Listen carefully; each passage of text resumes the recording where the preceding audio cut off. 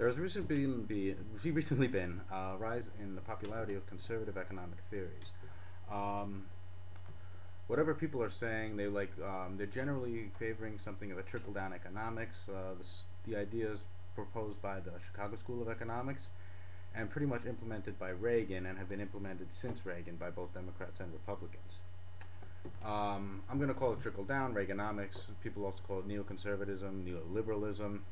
But essentially the idea is to lower the cost of businesses so that the upper echelons are able to retain as much profit as possible, and the idea is that this money will then trickle down to the rest of the economy because the rich are able to invest it and the poor people are not so able to invest it. They'll squander it, I guess the idea is. And I'm going to say how this affects households, how it affects lending institutions, how it affects businesses, and how it affects the economy overall. Now, first of all, lowering the costs of big businesses.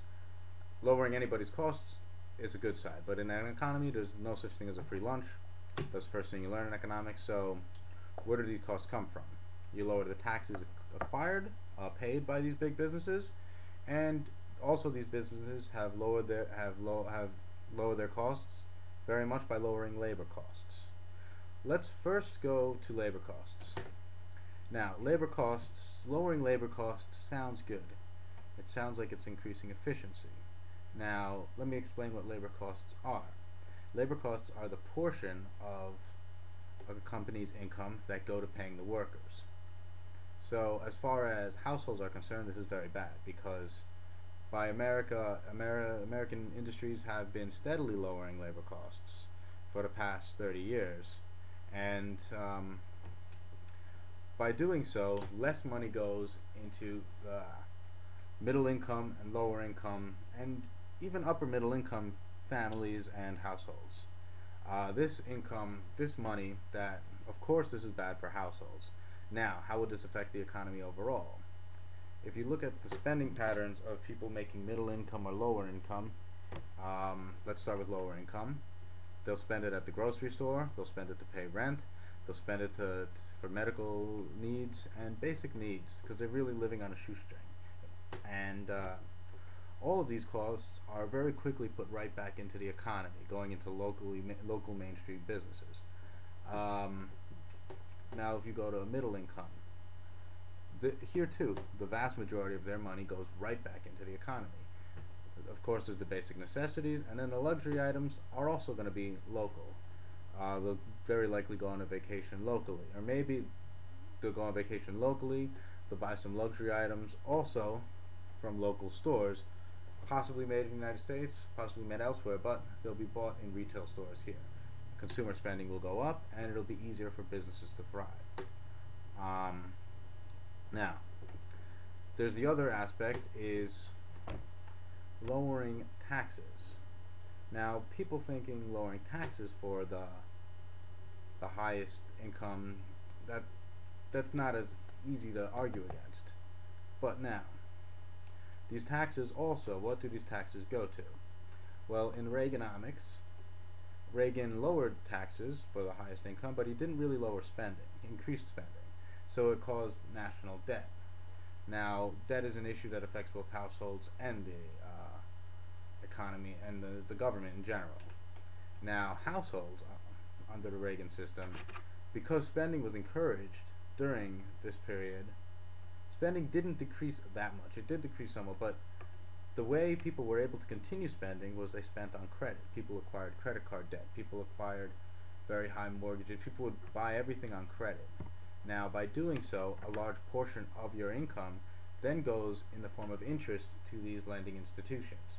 So that's another way it was affecting households, because household income was lower, and then it was decreased even further by the fact that a lot of this income was then ended up going to lending institutions. Now, in Reaganomics, our country also went into debt, where rather than pay up front, we ended up going further into debt and paying for like these very expensive missile programs, which proved to be absolutely unnecessary. All this money ends up turning into debt and then accumulating. So more money goes to lending institutions. Now, finally, let's go. More money in form of profits. This has got to be good. Maybe the goods will outweigh the bad by bringing more money to the upper echelons. But let's look. Where is this money going to be invested? Is it going to be invested into Main Street America? Is it going to be invested in this country? Now, the profit-taking parties are a very small minority, and they're going to make investments internationally. A large portion of this money is going to go, the majority of this money is going to be invested outside of this country.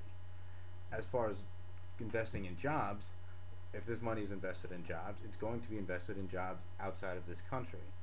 And one thing people would say, oh, it's going to be put into jobs. Well, if you're taking the money away from labor costs, it's not going to create more jobs. Even if 100% goes to jobs, you're taking the money away from jobs. So it's not going to go to make new jobs. Even if it does, it wouldn't make any new jobs. It would just replace the jobs they just took away. But that's not happening. And the new jobs that are created are lower income jobs that end up not helping the economy so much. So the overall economy under this form of economics isn't helped because there's less consumer spending, and American businesses aren't able to thrive as much. Yet there is profit, but the profit doesn't really go back into our economy. The profit is pulled out of our economy. It's extracted.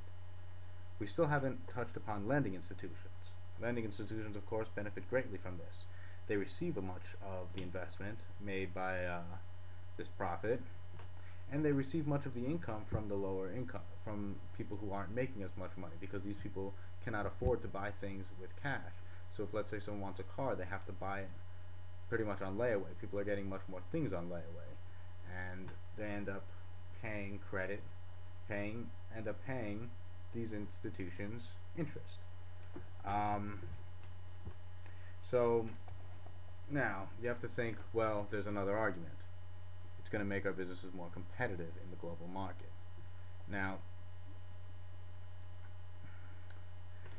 even if this were true, you don't really want to be competing in a rat race. The purpose of a business is to help a society. We live in a society. We don't live in a competition who has the best business, because we're people and we need people to live. Like, the purpose of our society is for us to live our lives and to be able to survive, pretty much, and survive comfortably. But this isn't the case, because if you look at what the goal of a CEO or what a company is, they're trying to get investments. They're trying to make their profits move up quarter to quarter. It isn't how great the business is going to be in 10 years, whether the business is even going to be there in 10 years. It's all about short-term profit, short-term gain. So it doesn't even make our businesses more competitive. In many cases, it hurts our businesses, and that's why businesses will very often, without warning to us, go under very quickly. But people within the loop very well know which businesses are going to go under, and they bet on it accordingly. So anyway, if there's anything I left out, please tell me, and I'm very eager to hear your comments.